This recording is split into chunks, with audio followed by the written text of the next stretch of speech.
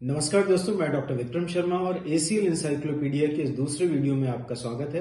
पिछले वीडियो में हम लोगों ने कुछ सवालों को लिया था और हम लोगों ने बात किया था कि एसीएल का लिगामेंट क्या होता है, उसमें चोट किस तरह से लग सकती है, बच्चों में एसीएल का इलाज किस तरह से किया जा सकता है, एसीएल को चोट को किस तरह से रोका जा सकता है। इस तरह के कुछ सवाल हम लोगों ने पिछले वीडियो में लिए थे। दोस्तों, ये एक ऐसा सीरीज है जिसमें हम लोगों ने एसीएल से जुड़े हुए जो भी सवाल आप लोगों ने डिफरेंट चैनल्स पे हम लोगों से पूछे हैं, उन सभी सवालों को हम लोगों ने इकट्ठा किया है, कंपाइल किया है और उनको एक साथ लेने का कोशिश किया है, जिससे कि आपके सभी सवालों के जवाब जो कि एसीएल से रिलेटेड हैं वो आपको मिल जाए। इसी तरह से हम दूसरी सीरीज बनाएंगे घुटने की जो दूसरी इंजरीज है उनके बारे में, शोल्डर के बारे में, एंकल के बारे में। So please stay tuned for that. तो आज का जो पहला सवाल है, ये हमारे व्यूअर ने हमसे पूछा है, can an ACL injury cause problems with driving? क्या एसीएल की चोट से गाड़ी चलाने में, ड्राइव करने में दिक्कत हो सकती है?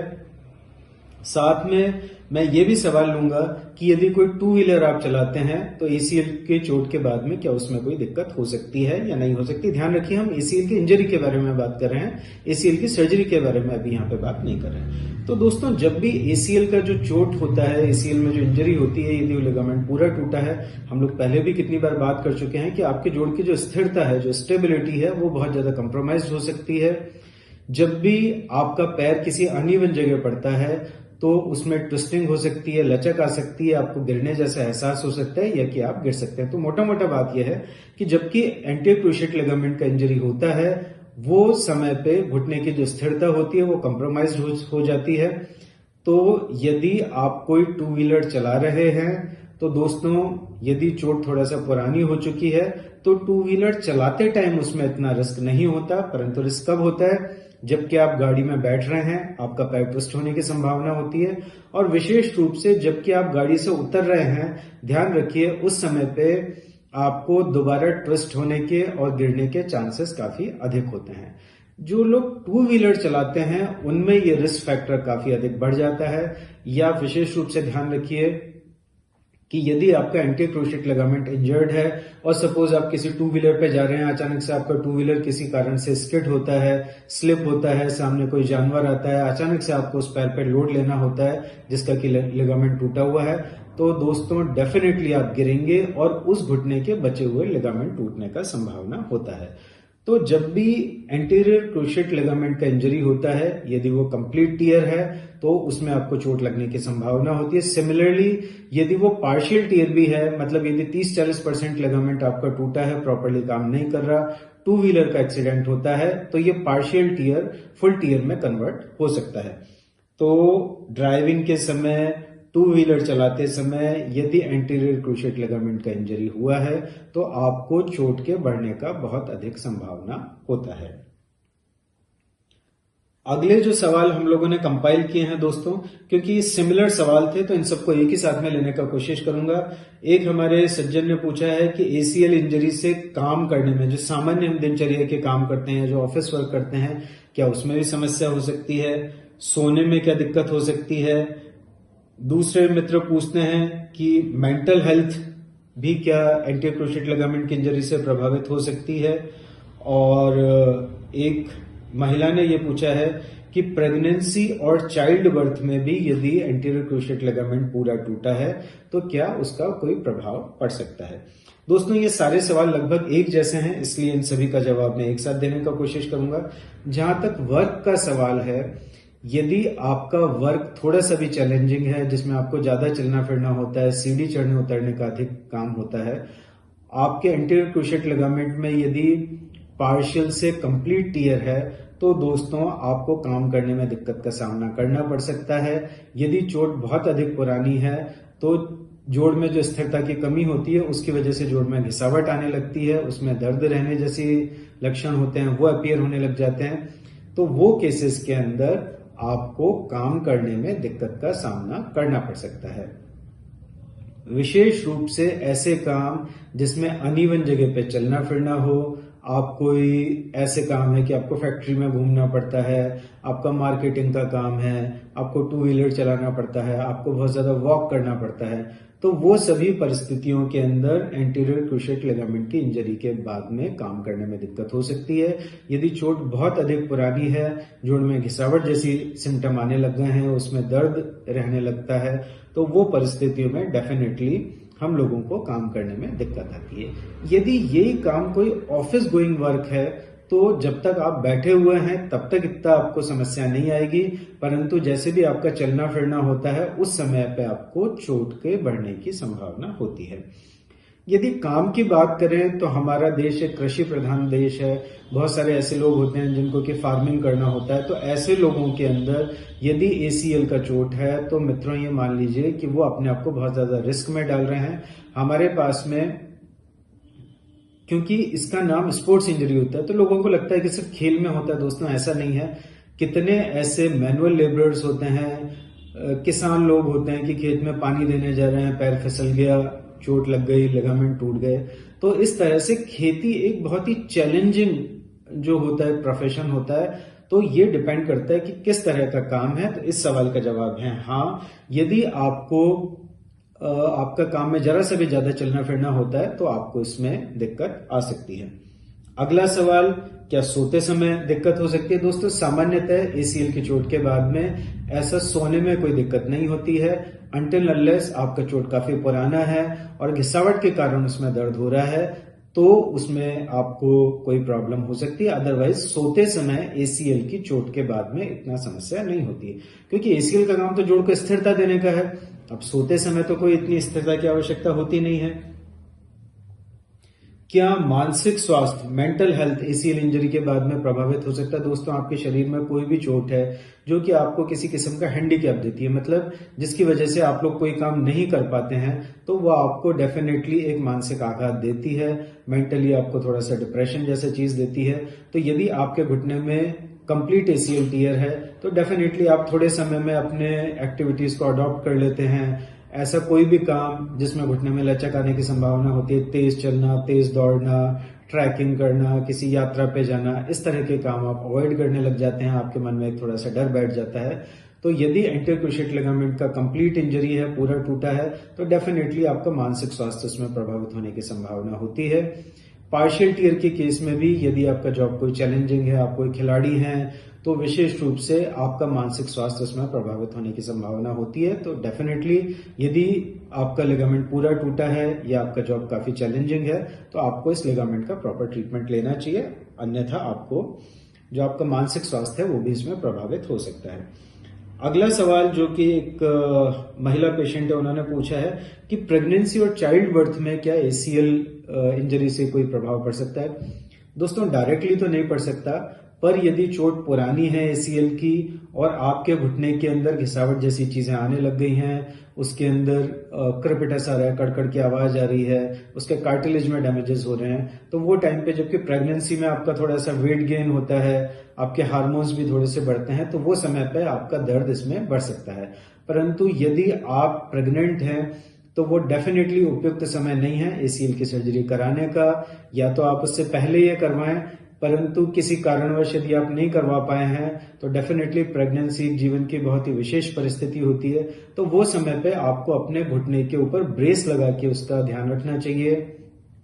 जब भी किसी अनइवन सरफेस पे जाएं, किसी वेट फ्लोर पे जाएं, तो आपको गिरने की काफी संभावना होती है और आपकी प्रेगनेंसी को भी उससे नुकसान पहुंच सकता है। तो आपको बहुत ही विशेष ध्यान रखना है, क्योंकि प्रेगनेंसी बहुत ही प्रेशियस किसी भी महिला के जीवन की स्थिति होती है। तो वो परिस्थिति में आप ब्रेस बांध के चलें, थोड़ा सा स्टिक लेके चलें, जिससे कि आपको वो जो चोट है वो नहीं बढ़े। अब हम आगे कुछ और सवाल लेते हैं। तो एक हमारे मित्र ने सवाल ये पूछा है, ACL का अवल्जन फ्रैक्चर क्या होता है and how is it treated? ACL का अवल्जन क्या होता है? तो दोस्तों ACL के अवल्जन के बारे में हम लोगों ने स्पेसिफिक वीडियो बनाया है। आपको थोड़ा कंसाइज में, संक्षिप्त में मैं समझाने का कोशिश करता हूं। जैसे कि ये जो आप देखते हैं कि ACL का लिगामेंट होता है, तो दोस्तों क्या होता है, जब भी ट्विस्टिंग इंजरी होती है, जैसे ये घुटना इस तरह से घूमा, तो या तो ये लिगामेंट टूटेगा या ये क्या होता है, अपनी जड़ को उखाड़ लेता है। ये आप देखते हैं, ये ACL का लिगामेंट होता है, जड़ को उखाड़ लेता है। मतलब ACL जहां पैर की हड्डी में जुड़ा हुआ होता है, कई बार वो उस जगह से उस हिस्से को उखाड़ लेता है। अधिकतर केसेस में अवल्जन टीबीएल मतलब पैर की हड्डी के साइड से होता है। फीमोरल साइड में हड्डी थोड़ी सी मजबूत होती है, तो फीमोरल अवल्जन बहुत रेयर होता है। तो यदि अवल्जन हुआ है मतलब लिगामेंट साबुत है और उसने अपनी रूट को उखाड़ा है, उसने अपनी जड़ को उखाड़ा है, हड्डी का टुकड़ा साथ में उखाड़ा है, एमआरआई में हम लोगों को यह दिख रहा है कि लिगामेंट ठीक है पर वो सिर्फ उखड़ा हुआ है, तो दोस्तों ये एक इमरजेंसी होती है। मतलब हमको तुरंत दूरबीन का सर्जरी करके उस उखड़े हुए हिस्से को अपनी जगह पर बैठाना चाहिए। हालांकि इसमें यह भी देखा जाता है कि यदि डिस्प्लेसमेंट अधिक नहीं है, मतलब वो टुकड़ा अपनी जगह से ज्यादा उखड़ा हुआ नहीं है, तो फिर उस केस के अंदर जो कंजर्वेटिव ट्रीटमेंट होता है, मतलब सिर्फ ब्रेस बांध के ही हम उसका ट्रीटमेंट कर सकते हैं। एसीएल अवल्जन के बारे में हम लोगों ने एक बहुत ही डिटेल में वीडियो बनाया है, डिस्क्रिप्शन में आपको वो मिल जाएगा, तो आप पूरी तरह से ये समझ सकते हैं कि एसीएल अवल्जन ट्रीटमेंट का क्या प्रोटोकॉल होता है और उसको किस तरह से ट्रीट किया जाता है। तो अवल्जन मतलब हड्डी उखड़ गई है और इसका ट्रीटमेंट दूरबीन के द्वारा ही किया जाता है, एक किस्म का इमरजेंसी होती है। ट्रीटमेंट का तरीका जो एसीएल रिकंस्ट्रक्शन सर्जरी है उससे कुछ अलग किस्म का होता है। यदि अवल्जन का चोट पुराना हो गया, नेग्लेक्टेड है, आप लोगों ने सही समय पर इसका इलाज नहीं कराया है, तो दोस्तों वो केसेस के अंदर कई बार जो एंटीरियर क्रूशिएट लिगामेंट का रिकंस्ट्रक्शन होता है उसी तरह से इसका इलाज किया जाता है, परंतु सर्जरी का एक्सटेंट बढ़ जाता है क्योंकि अब हमको जो अवल्जन वाला हड्डी का टुकड़ा है उसको हटाना पड़ता है। तो इस तरह से हम लोगों ने बात किया एसीएल अवल्जन फ्रैक्चर के बारे में। अगला सवाल एसीएल एनसाइक्लोपीडिया के वीडियो में एक सज्जन पूछते हैं कि एसीएल का रिपेयर क्या होता है, क्या रिकंस्ट्रक्शन और रिपेयर एक ही होते हैं, यदि अलग अलग होते हैं तो रिपेयर किस तरह से किया जाता है। तो दोस्तों एसीएल रिपेयर और रिकंस्ट्रक्शन दोनों अलग अलग टर्म होती है। जब लिगामेंट जो कि एक इलास्टिक जैसे लिगामेंट है वो अपनी जरूरत से ज्यादा खिंच गया तो वो खराब हो गया, वो केसेस में हमें नया लिगामेंट बना के वहां पे लगाया जाना पड़ता है, जिस सर्जरी को बोला जाता है एसीएल रिकंस्ट्रक्शन। तो रिपेयर क्या होता है, जैसे मैंने अभी अवल्जन के बारे में आपको बताया, तो रिपेयर एक ऐसी स्थिति होती है कि जो जांग की हड्डी वाला मतलब यहां से यदि ये एसीएल उखड़ गया है, मतलब पूरा लिगामेंट साबुत है, वो सिर्फ जो जांग की हड्डी में उसका अटैचमेंट है वहां से वो सेपरेट हो गया है। ध्यान रखिए यहां पे सिर्फ लिगामेंट बहुत मामूली से एक हड्डी के रिम को लेके उखड़ता है, हड्डी का बहुत मोटा हिस्सा उसके साथ में नहीं उखड़ता, तो वो केसेस के अंदर लिगामेंट को रिपेयर किया जा सकता है। ये बहुत ही कम परिस्थितियां होती हैं जिसमें लिगामेंट का रिपेयर संभव होता है। उस रिपेयर के तरीके के लिए हम लोग कुछ स्पेसिफिक एंकर मतलब कुछ ऐसे चीज हड्डी में डालते हैं जिससे कि उस उखड़े हुए लिगामेंट को वापस अपनी जगह पे फिक्स किया जा सके। ध्यान रहे एसीएल का अवल्जन अलग चीज होती है जो कि टीबियल साइड से मतलब पैर की हड्डी के साइड से उखड़ा हुआ होता है। रिपेयर के अंदर भी वो अवल्जन होता है पर वो एक सॉफ्ट टिश्यू अवल्जन होता है, मतलब सिर्फ लिगामेंट वहां से उखड़ा हुआ होता है और सिर्फ उन्हीं परिस्थितियों में लिगामेंट का रिपेयर किया जा सकता है। इसका तरीका रिकंस्ट्रक्शन की तकनीक से अलग होता है। रिपेयर के केस में अधिकतर जगह पे हमको ग्राफ्ट नहीं लेना पड़ता है और सिर्फ हम फाइबर टेप का या कुछ मजबूत धागों का फाइबर वायर जैसी चीजों का उपयोग करके हड्डी में एक एंकर डाल के इस उखड़े हुए लिगामेंट को वापस अपनी जगह पे लगाने का कोशिश करते हैं।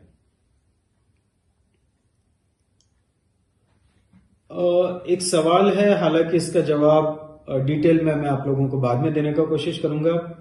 What is an internal brace and how is it used in ACL surgery.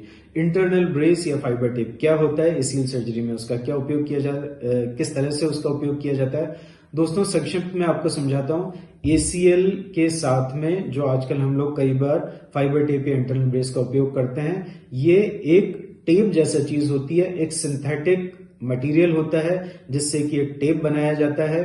आजकल ये कंसेप्ट है जैसे कि हम घुटने के बाहर ब्रेस लगाते हैं उसको सपोर्ट करने के लिए, वैसे ये इंटरनल ब्रेस है, मतलब लिगामेंट के साथ में हम लोगों ने उसको ब्रेस कर दिया, उसको सपोर्ट दे दिया। तो सिर्फ लिगामेंट के साथ में एक टेप को बांध दिया जाता है। कोई बहुत सर्जिकल एक्सपर्टाइज की इसके लिए जरूरत नहीं होती है। जनरली जब हम लोग इंटरनल ब्रेस का उपयोग करते हैं तो उसके लिए ऊपर नीचे दोनों साइड में जो एडजस्टेबल लूप विद बटन है उस टेक्निक का उसमें उपयोग किया जाता है। दोस्तों ये भी साथ में बताना चाहूंगा, कई बार सिर्फ मार्केटिंग पर्पस के लिए सेंट्रल ब्रेस को बहुत ही बढ़ा चढ़ा के इसको प्रचारित किया जाता है। कभी भी इंटरनल ब्रेस का उपयोग करने से लिगामेंट का हीलिंग तेज नहीं किया जा सकता, बट ये सिर्फ एक ब्रेस है कि यदि आपको कभी दोबारा चोट लगती है जब लिगामेंट कमजोर होता है या उसके बाद में भी, तो वो परिस्थितियों में ये जो फाइबर टेप है पहले वो उसके ऊपर चोट का प्रभाव आएगा, उसके बाद में ही लिगामेंट टूटेगा। तो एक तरह से हम लोगों ने लिगामेंट को ब्रेस कर दिया, टेप है और सिर्फ उसको लिगामेंट के साथ में टाई किया जा सकता है।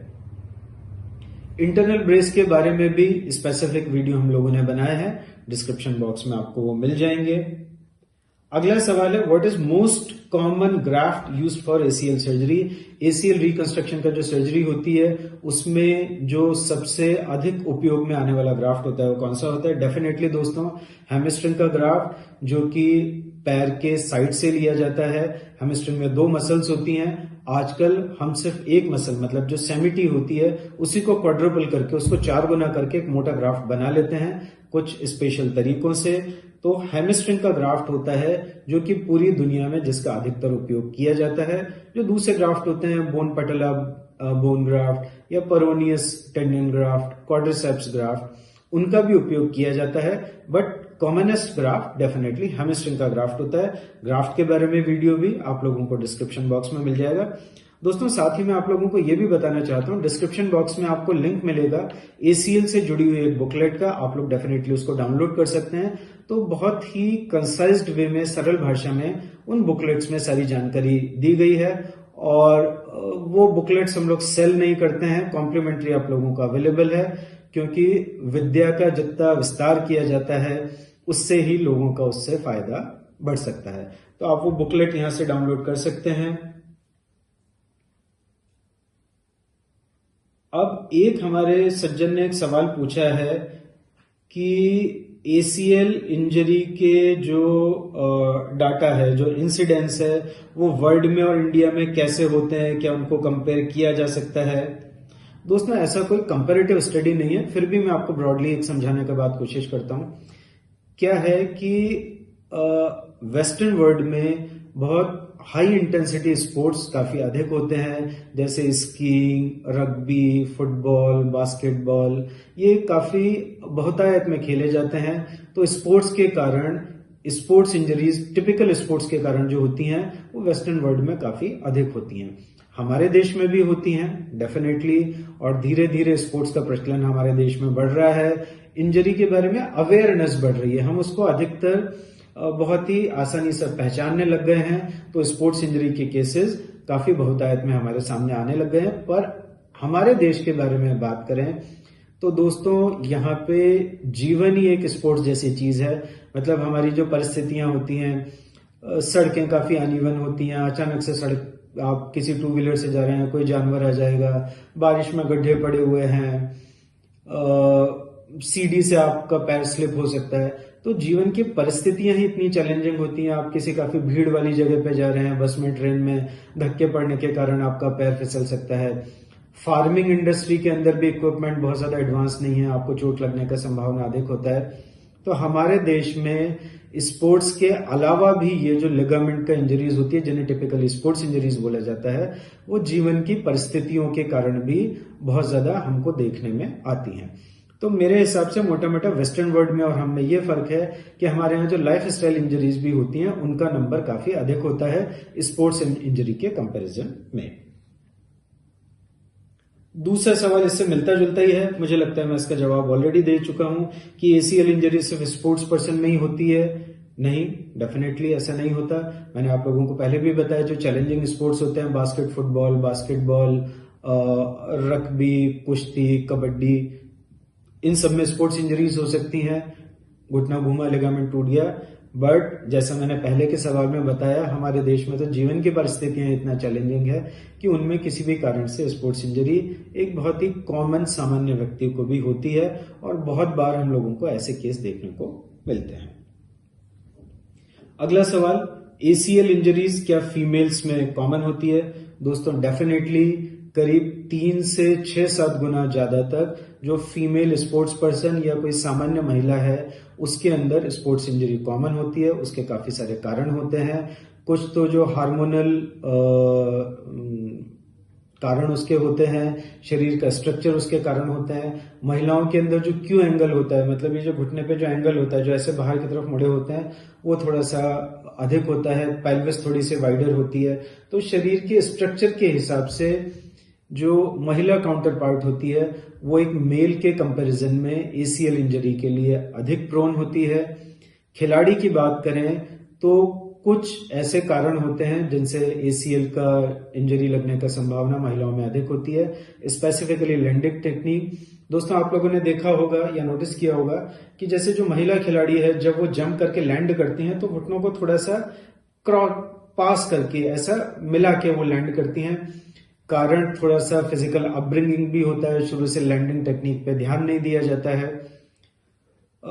फीमेल्स के अंदर जो हैमस्ट्रिंग का मसल्स होती है वो एक कंपैरेटिवली कमजोर होती है। तो ये दो फैक्टर, यदि आप हैमस्ट्रिंग के मसल को प्रॉपर स्ट्रेंथन करते हैं, लैंडिंग टेक्निक का सही तरीके से उसका उपयोग करते हैं, सही आपकी लैंडिंग का टेक्निक होती है।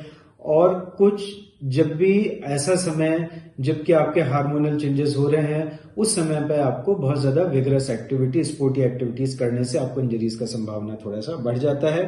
अगला सवाल भी इससे रिलेटेड ही है कि क्या एसीएल का इंजरीज फीमेल्स में प्रिवेंट किया जा सकता है। तो दोनों सवालों को मैंने साथ में लेके ही आपको जवाब दिया है। डेफिनेटली फीमेल्स काउंटर पार्ट के अंदर, चाहे वो स्पोर्ट्स पर्सन हो या नॉन स्पोर्ट्स पर्सन हो, एंटी क्रूशिएट लिगामेंट की इंजरी की संभावनाएं काफी अधिक होती हैं मेल काउंटर पार्ट से। और इसको प्रिवेंट करने के लिए हैमस्ट्रिंग का स्ट्रेंथनिंग, लैंडिंग टेक्निक, अपने जो हार्मोनल साइकिल्स होती हैं उनको ध्यान में रख के हम लोगों को अपना स्पोर्ट्स करना चाहिए। फीमेल्स में और थोड़ा सा, क्योंकि मेंस्ट्रुअल साइकिल में थोड़ा सा आयरन लॉसेज अधिक होते हैं, तो आपका जो आयरन डेफिशिएंसीज वगैरह होती हैं, आप एनीमिक नहीं हो, इन चीजों का आपको विशेष ध्यान रखना चाहिए। क्योंकि यदि किसी किस्म का कमजोरी है तो आपको स्पोर्ट्स इंजरी होने के चांसेस काफी अधिक हो सकते हैं। दोस्तों, बस अब 2-3 सवाल और लेंगे इस दूसरे वीडियो में। तो अब हमारे एक अगले मित्र ने सवाल पूछा है, single bundle anterior cruciate ligament का सर्जरी क्या होता है। दोस्तों, एसीएल की जो सर्जिकल टेक्निक्स हैं, single bundle, double bundle, remnant preserving, ACL repair, all inside, इन सब के बारे में एक विशेष स्पेसिफिक वीडियो है। डिस्क्रिप्शन बॉक्स में डिटेल में आप जानना चाहें तो उसमें देख सकते हैं। सिंगल बंडल का मतलब यह है कि जो ग्राफ्ट लिया गया है उससे एक मोटा लिगामेंट बनाया गया है और जो एंटीरियर क्रूशिएट लिगामेंट का अटैचमेंट का आइडियल साइट है वहां पे उसको अटैच कर दिया जाता है। तो सिर्फ एक ही बंडल से, मतलब एक मोटा लिगामेंट बना के एंटीरियर क्रूशिएट लिगामेंट का रिकंस्ट्रक्शन किया जाता है। ये कॉमनेस्ट टेक्निक होती है। एनाटॉमिकल एसीएल रिकंस्ट्रक्शन पूरी दुनिया में कॉमनेस्ट टेक्निक होती है। अधिकतर केसेस के अंदर एक प्रॉपर बंडल बना के एंटीरियर क्रूशिएट लिगामेंट की जो इंजरी होती है उसका ट्रीटमेंट किया जाता है। अगला सवाल हमारे एक मित्र ने पूछा है, all inside anterior cruciate ligament reconstruction क्या होता है। दोस्तों, ऑल इनसाइड अगेन आपको इस वीडियो में मिल जाएगा।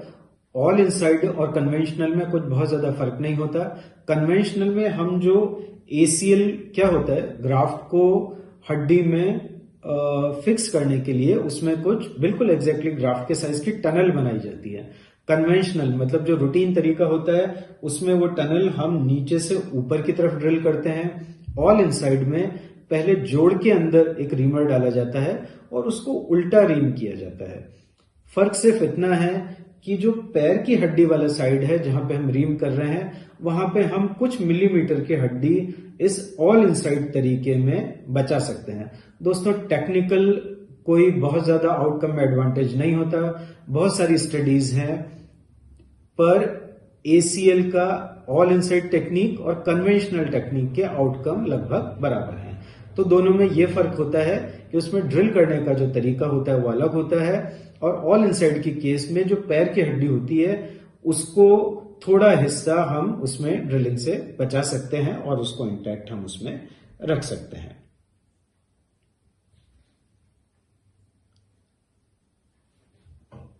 अच्छा, अब एक अंतिम सवाल जो आज का अपन लेते हैं, लास्ट के 3 सवाल ले लेते हैं हम। इन्होंने ये पूछा है कि एसीएल सर्जरी के बाद में क्रच अच्छी है कि वॉकर। दोस्तों, मेरे ओपिनियन में इमीडिएटली सर्जरी के बाद में वॉकर का उपयोग करना चाहिए, क्योंकि वॉकर एक ऐसा सराउंडिंग स्ट्रक्चर होता है, ज्यादा स्थिर होता है, उसमें ज्यादा स्टेबिलिटी होती है। आपके कंफर्ट के हिसाब से आप अपने ऑपरेटेड लिम्ब पे वेट डाल सकते हैं, कम डालना है, ज्यादा डालना है। तो मेरे विचार में शुरुआत में वॉकर। जब थोड़ा सा समय बीत जाता है, 10-15 दिन में आपके पैर में ताकत आने लग जाती है, वो टाइम पे आप स्टिक या क्रचेस का उपयोग उसमें कर सकते हैं। अगला सवाल, एंटीरियर क्रूशिएट लिगामेंट की सर्जरी के लिए कौन सा एनेस्थीसिया दिया जाता है? तो दोस्तों, जो कॉमनली एनेस्थीसिया दिया जाता है वो स्पाइनल एनेस्थीसिया होता है। मतलब आपकी कमर में सुई लगाई है तो नीचे का जो हिस्सा है वो सुन्न हो जाता है, और ये करीब 3-4 घंटे तक उसके अंदर वो सुन्न रहता है, नमनेस रहती है, आपको पता नहीं चलता जब आपकी सर्जरी होती है, पर आप पूरी तरह से होश में होते हैं, जगे हुए होते हैं। कितनी बार ऐसी कोई अवस्था होती है कि हमको पेशेंट से कोई बात डिस्कस करनी होती है, तो स्पाइनल एनेस्थीसिया में हम पेशेंट से बात कर सकते हैं। ये एक सेफ एनेस्थीसिया होती है, और अधिकतर केसेस में एंटीरियर क्रूशिएट लिगामेंट का सर्जरी के लिए इसी एनेस्थीसिया का उपयोग किया जाता है। कुछ केसेस के अंदर जहां पे पेशेंट का थोड़ा सा रेजिस्टेंस होता है या किसी और कारण से पूरा बेहोश किया जाता है, वो केसेस के अंदर आपको पूरा बेहोश किया जाएगा और आप एक तरह से पूरा सो जाते हैं एनेस्थीसिया के कारण। और जब आपको उससे अराउज किया जाता है, जब आपको एनेस्थीसिया से दोबारा रिवर्ट किया जाता है, तभी आप उसमें होश में आते हैं। अधिकतर केसेस में ये सर्जरी स्पाइनल एनेस्थीसिया के अंदर ही की जाती है। एक सवाल जो हमारे एक सज्जन ने पूछा है कि एसीएल की सर्जरी के बाद में क्या वो अपनी साइड में सो सकते हैं? दोस्तों, डेफिनेटली आप अपने साइड में सो सकते हैं, बट एक सेफ प्रैक्टिस के लिए हम लोग ये कोशिश करते हैं कि आप लोग जो आपका ऑपरेटेड लिम्ब है वो आप ऊपर की साइड में रखें, दोनों पैरों के बीच में अपना तकिया लगा सकते हैं, और एक ऐसा कंडीशन में सोएं जिसमें कि आप पैर के ऊपर बहुत ज्यादा आपको लोड नहीं आए। तो आप अपने कंफर्ट के हिसाब से इसका डिसीजन ले सकते हैं, परंतु आपको साथ में ये भी ध्यान रखना है कि आपको सोते टाइम इनिशियल स्टेज में, जैसे वो आपके सर्जन के प्रोटोकॉल के हिसाब से डिपेंड करता है, आपको ब्रेस बांध के ही सोना चाहिए। तो दोस्तों, इस तरह से एसीएल इंसाइक्लोपीडिया के वीडियो में हम लोगों ने बहुत से सवालों का जवाब दिया। एक इंपॉर्टेंट बात मैं आप लोगों को बताना चाहूंगा कि हमारी जो व्हाट्सएप हेल्पलाइन है 9587077444, इस पे आप अपना एमआरआई भेज के हमसे संपर्क स्थापित कर सकते हैं, और हम आपको एक कॉम्प्लीमेंट्री एडवाइस उस पर देने का कोशिश करते हैं। दोस्तों, बहुत सारे सवाल आते हैं तो कई बार जवाब देने में थोड़ा सा समय लगता है, और आप लोगों से ये भी निवेदन है कि ये कोई चैटिंग का एक वो नहीं है। आप में से कई लोग उस पर लगातार सवाल जवाब करते रहते हैं, तो इस नंबर पे आपकी जो भी लिगामेंट संबंधित चोट है उसका एमआरआई भेजेंगे, हम आप लोगों का जवाब देने का कोशिश करेंगे। डिस्क्रिप्शन बॉक्स में आपको हमारे जो विशेष कैंपेन है, free from joint disease and sports injury campaign, उसके बारे में जानकारी मिलेगी। यदि आपका अफोर्डेबिलिटी कंप्रोमाइज्ड है तो दोस्तों, वो केसेस के अंदर भी हम लोगों के कुछ कॉस्ट इफेक्टिव पैकेजेस हैं स्पोर्ट्स मेड के, उससे हम आप लोगों का मदद करने का कोशिश करेंगे। और डिस्क्रिप्शन बॉक्स में आपको काफी सारे इंफॉर्मेटिव वीडियोस मिलेंगे, और सबसे जरूरी एक एसीएल का इंफॉर्मेशन बुकलेट मिलेगा, जिसको डाउनलोड करके एसीएल से जुड़ी हुई लगभग हर जानकारी आप प्राप्त कर सकते हैं। तो दोस्तों, इस वीडियो को देखने का धन्यवाद। Thank you. Stay happy, stay healthy. धन्यवाद।